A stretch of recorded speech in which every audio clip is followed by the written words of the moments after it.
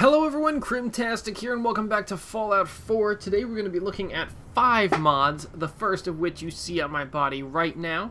This is Boston Police Uniform by Hopper Hoy.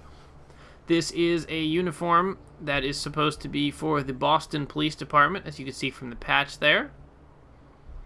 And this is a really good looking uniform. It's fairly lore friendly in that it's a Boston Police uniform. And it looks really good. Of course, you can pair it with the police hat. And this can also get ballistic weave. The second mod we're going to be taking a look at today is the Institute Power Armor by M. This is a 4-part power armor, torso, both arms, and both legs. That's 5. My god, math is hard. So this is a really cool looking utility type power armor. It sort of looks like a loader from like sci-fi movies, and you can totally see this in the Institute moving around boxes and stuff. And as cool as it looks, though, it only gets the standard power armor upgrades, so I'm going to do that on my own, and we'll take it out for the field test later.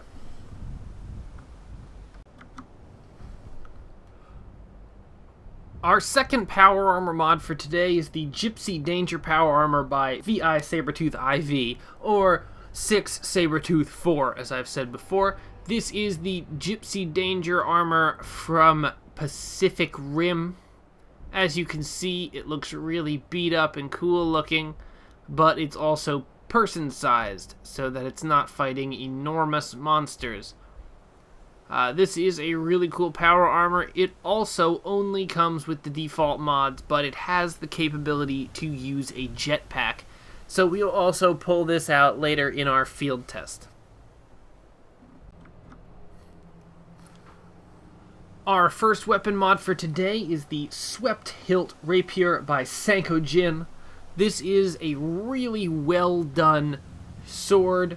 It uses the light slashing and stabbing animations just like a rapier, and you can upgrade this from its rusty self. Now the only way to get this is on the USS Constitution. You have to steal it. It's in the captain's quarters. But that makes it all the more worth it because of what you can do to it in the workbench. So as far as upgrades go, this has 3 that you can put on. You can put on Blade and Hilt Restoration, which removes rust from the sword to allow for a slightly sharper edge, which increases damage. There is the Dark Sentinel, which replaces the blade with Legendary Bleeding and Armor Penetration. And it changes the color of the sword. And also, there's a gold option of the same thing. So I'm going to go with the silver, because I think it looks really cool.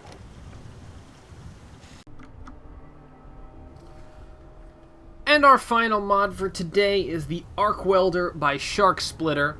This is an energy weapon that causes lightning to arc between your enemies, and it has a couple of mods so that you can slightly customize it in the workbench.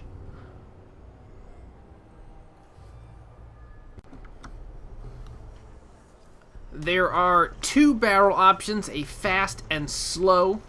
The slow does more damage, but there's less lightning bolts. You can change between fusion cells and fusion cores for damage. I'm going to stick on fusion cells.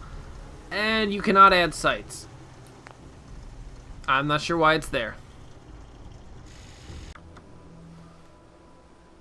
Alright, so I am in the Gipsy Danger power armor. We've got our rapier here. We're going to go test it, and then we'll swap over to the Institute armor and test the Arc Welder. I'm going to pop out a dead branch here, or a bloody branch.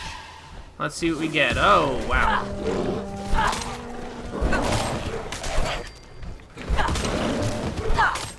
So remember, we do have Legendary Bleed on this weapon, and these enemies are level 103.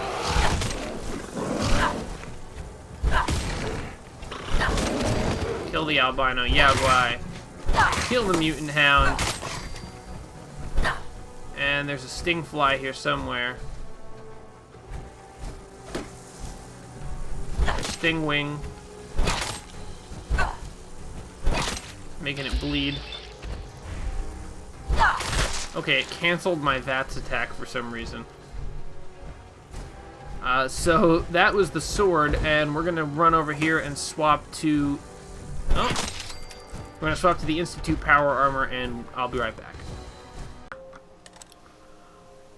Alright, so we are in our IOI Institute Power Armor, and I realized when I was in the workbench for the Power Armor that you can put a jetpack on this one also.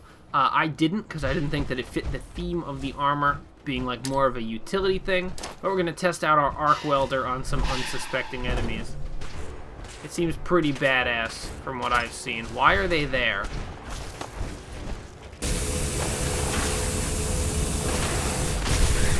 Yeah, so tell me where you've seen a cooler gun than this.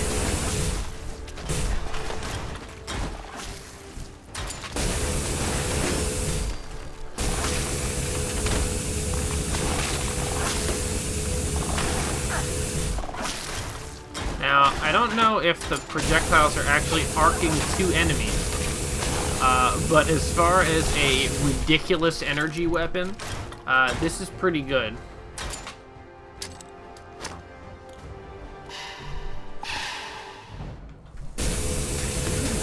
Yeah, I don't see the projectiles arcing so much. I mean, every once in a while it's like one.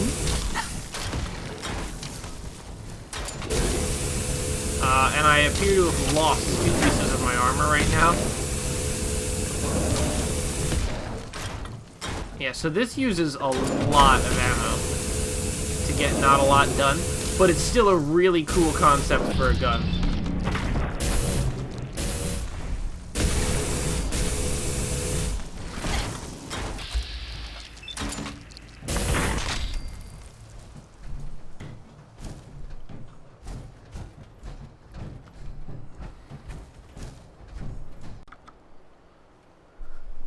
So that's all the mods we have for today, guys. If you enjoyed this video, please leave a thumbs up down below and consider subscribing for more videos like this. But until next time, thank you so much for watching and have a nice day.